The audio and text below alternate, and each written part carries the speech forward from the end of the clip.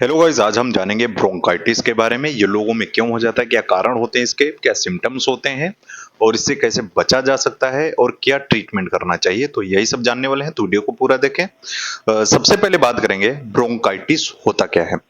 दोस्तों, हमारे फेफड़ों में ब्रोंक्यूल्स होते हैं जिनमें सूजन आ जाती है, जिसको ब्रोंकाइटिस बोला जाता है। यानी कि जो सांस की जो प्रणाली होती है, सांस की जो नली होती है, उसमें सूजन आ जाती है। इसी को ब्रोंकाइटिस बोला जाता है। और ये जो प्रॉब्लम रहती है, ये बीमारी है, ये बच्चों में सबसे ज्यादा होती है और बुजुर्गों में देखी जाती है। जो बच्चे 10 साल से कम होते हैं और जो ओल्ड एज पेशेंट्स होते हैं, उनमें ये प्रॉब्लम ज्यादा देखी जाती है। और इसमें बार बार खांसी आती है, बलगम भी आता है, कभी कभी सूखी खांसी भी आती है और सांस लेने में परेशानी होती है। तो ये प्रॉब्लम रहती है। तो बात करेंगे इसके प्रकार के बारे में। दो प्रकार की होती है, यानी कि दो टाइप की होती है। पहला होता है एक्यूट ब्रोंकाइटिस और दूसरा होता है क्रॉनिक ब्रोंकाइटिस। एक्यूट जो होता है वो ज्यादा पुराना नहीं होता है, तुरंत होता है, जैसे कि 4-5 दिन हो गए, 1 हफ्ते 2 हफ्ते हो गए, इसको एक्यूट कंडीशन बोलेंगे। और जो क्रॉनिक रहता है, ये हो सकता है 1 महीने पुराना हो, 2 महीने, 3 महीने या फिर सालों पुराना हो सकता है। सालों पुराना क्यों हो सकता है?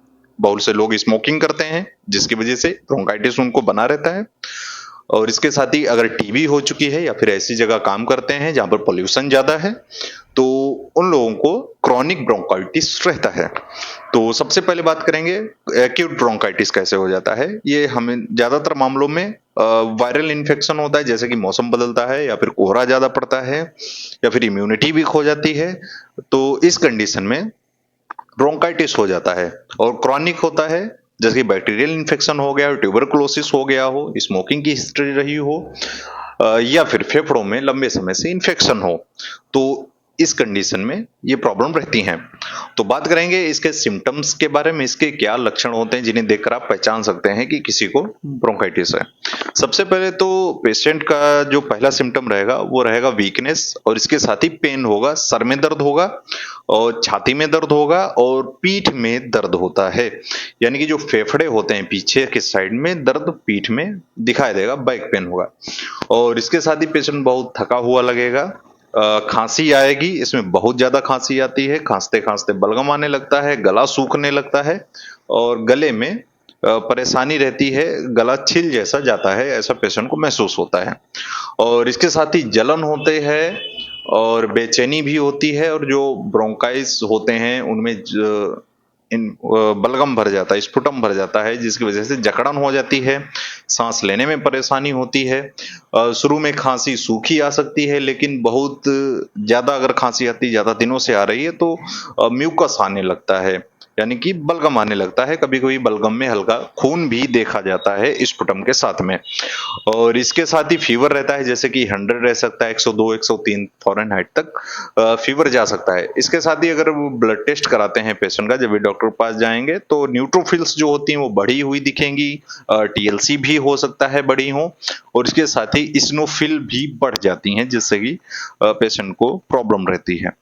और इसके साथ ही अगर स्टेथोस्कोप लगाएंगे पेशेंट को, तो छाती में घरघराहट की आवाज आएगी, यानी कि व्हीजिंग साउंड आएगा, और क्रैप्स सुनाई देंगे जब भी आप स्टेथोस्कोप लगाएंगे पेशेंट को।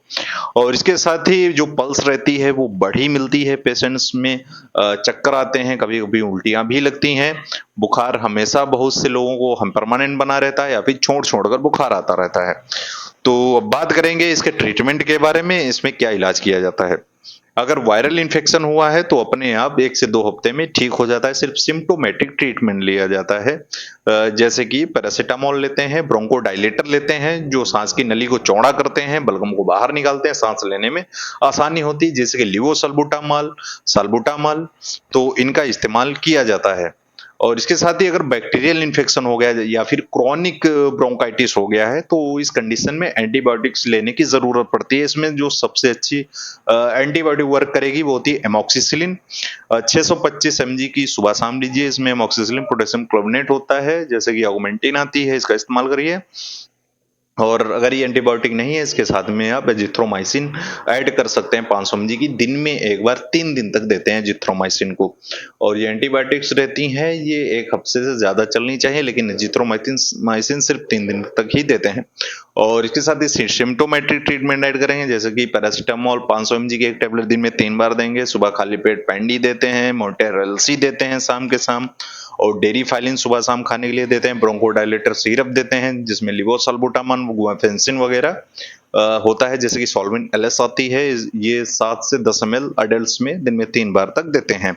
और जो बच्चे होते हैं उनमें 5 ml दिन में 3 बार देनी चाहिए। और बच्चों में ज्यादा सिरप देने से अवॉइड बचें, और पीडियाट्रिशियंस जो होते हैं, बच्चों के डॉक्टर होते हैं, उनके पास आपको रेफर कर देना चाहिए। तो काफी शॉर्ट वीडियो में मैंने आपको अच्छी तरह से समझा दिया कि ब्रोंकाइटिस क्या होता है, क्या कारण रहता है, क्या सिम्टम्स रहते हैं, और इसको कैसे ठीक किया जा सकता है, मैनेज किया जा सकता है।